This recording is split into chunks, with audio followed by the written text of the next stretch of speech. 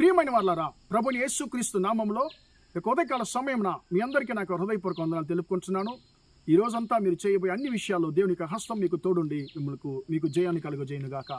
ఒక వచనాన్ని చదువుకుందాము. మార్కు సువార్త 9వ అధ్యాయము 23వ వచనం ఇలా సెలవిస్తుంది, నమ్ముట నీ వలనైతే నమ్మువానికి సమస్తము సాధ్యము అనేటువంటి మాటను ఇక్కడ మనం చూస్తున్నాం. ప్రియులారా, ఈ యొక్క ఉదయకాల సమయంలో సృష్టికర్త అనేటువంటి దేవుడు నిన్ను నన్ను చూసి అంటున్నాడు, కుమారుడా కుమార్తె, నమ్ముట నీ వలనైతే నమ్మువానికి సమస్తము సాధ్యమే అని దేవుడు అంటున్నాడు. ప్రియులారా, ఇక్కడ ఒక కుమారుని యొక్క తండ్రిని మనం చూస్తున్నాము.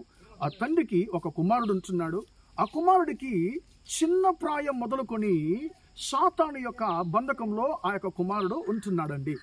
అతన్ని ఆ యొక్క సాతాను అపవిత్రాత్మ చంపివేయాలని ఎన్నోసార్లు నిప్పులోను నీళ్ళలోనూ అది నెట్టి త్రోసి చంపాలని చూసింది.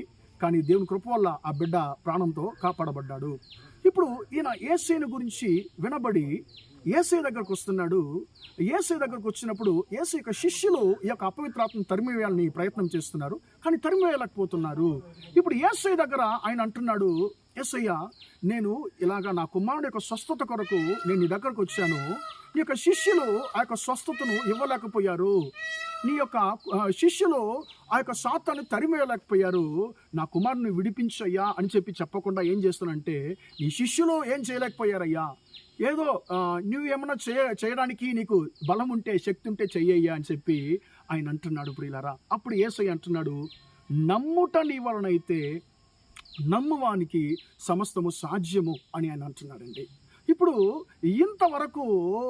అంతవరకు ఎక్కడ పొరపాటు ఉంది, ఎందుకు నాకు ఆశీర్వాదం దొరకడం లేదు, ఎందుకు నాకు విడుదల దొరకడం లేదు, ఎందుకు నా కుటుంబంలో అద్భుతం జరగడం లేదని చెప్పి ఆ యొక్క తండ్రి ఎన్నోసార్లు ఆలోచించుంటాడు.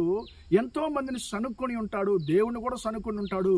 కానీ ఇప్పుడు పొరపాటు ఎక్కడుంది అని యేసుక్రీస్తు ఆయనకి తెలియజేశాడండి. పొరపాటు బయట లేదు, పొరపాటు దేవుని మీద లేదు, పొరపాటు నీ మీద మనుషుల మీద లేదు.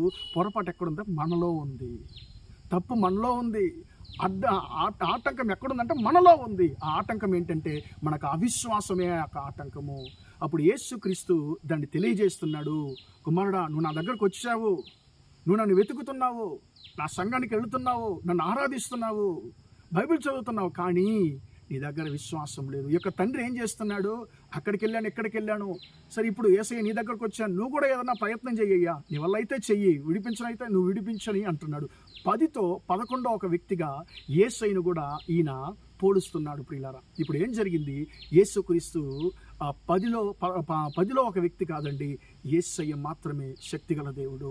ఆయన మాత్రమే మనం విడిపించగలడు. వెంటనే అంటున్నాడు, యేసయ్య ఆ తండ్రి యొక్క పొరపాటుని తెలియజేస్తున్నాడు. ఆ యొక్క కుమారుడికి ఎందుకు స్వస్థత దొరకలేదు, ఎందుకు నువ్వు ఆశించినటువంటి మేలు ఎందుకు జరగలేదు, దానికి కారణం ఏంటి అనేటువంటి విషయాన్ని దేవుడు ఆ యొక్క తండ్రికి ఆయన తెలియజేస్తున్నాడు. వెంటనే ఆయన గ్రహిస్తున్నాడు, ఇన్ని రోజులు నేను దేవుడి మీద పొరపాటు ఉందనుకున్నాను, దేవుడు నా ప్రార్థన వినలేదని చెప్పి నేను దేవుని సనుక్కున్నాను, బాధపడ్డాను, మనుషులు నాకు ఏమన్నా ఒకవేళ నాకు విరోధంగా ఏమన్నా చేస్తున్నారేమో అని చెప్పి నేను ఎన్నోసార్లు ఆలోచించాను, ఎందుకు నేను ఆశించేటువంటి మేలు నాకు దొరకడం లేదని చెప్పి బాధపడ్డాను.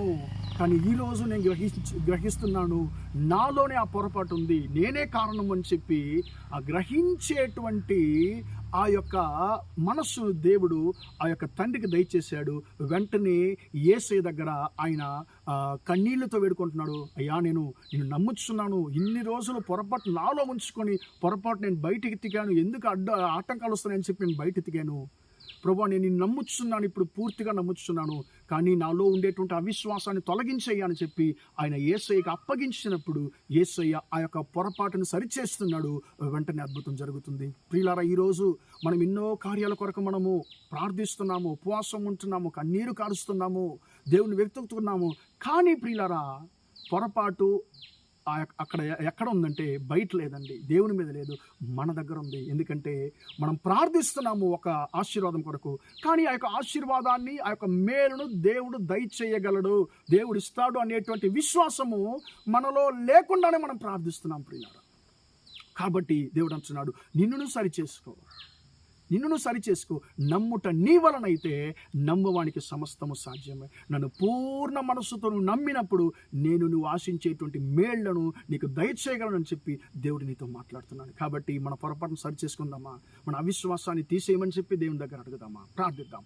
ప్రేమగల మా తండ్రి, దయగల దేవా, ఇంతవరకు యొక్క మాటలు ఏమైనా మీ బిడ్డలను దీవించండి, ఆశీర్వదించండి తండ్రి. నమ్ముట నీ వలనైతే నమ్మువానికి సమస్తము సాధ్యమైన మాట ప్రకారం తండ్రి, మీ బిడ్డలు తండ్రి యేసయ్య స్తోత్రం పొరపాటు తనలో ఉంచుకొని తండ్రి యేసయ్య ఎందుకు యొక్క మేలు జరగలేదు, నాకు ఎందుకు ఒక ఆశీర్వాదం దొరకలేదని చెప్పి బాధపడుతున్నారేమో తండ్రి. ఈరోజు వారి యొక్క పొరపాటును తండ్రి యేసయ్య వారి అవిశ్వాసాన్ని మీరు గుర్తు చేశారు తండ్రి. దాన్ని బట్టి నీకు స్తోత్రం. ఈరోజు తండ్రి మీ బిడ్డలు తండ్రి వారి యొక్క పొరపాటును సరిచేసుకొని తండ్రి వారి యొక్క తప్పును సరిచేసుకొని తండ్రి నీ ద్వారా వారు ఆశించేటువంటి ఆశీర్వాదాలు పొందుకోవడానికి సహాయం చేయండి. ఈ రోజంతా కూడా మీ బిడ్డలు చేసేటువంటి అన్ని విషయాల్లో మీ హస్తం తోడు నడిపించమని యేసు నామములో ప్రార్థిస్తున్నాను తండ్రి. ఆమేన్, ఆమేన్. ప్రియులారా, దేవుని దీవించి ఆశీర్వదించును గాక. Praise the lord.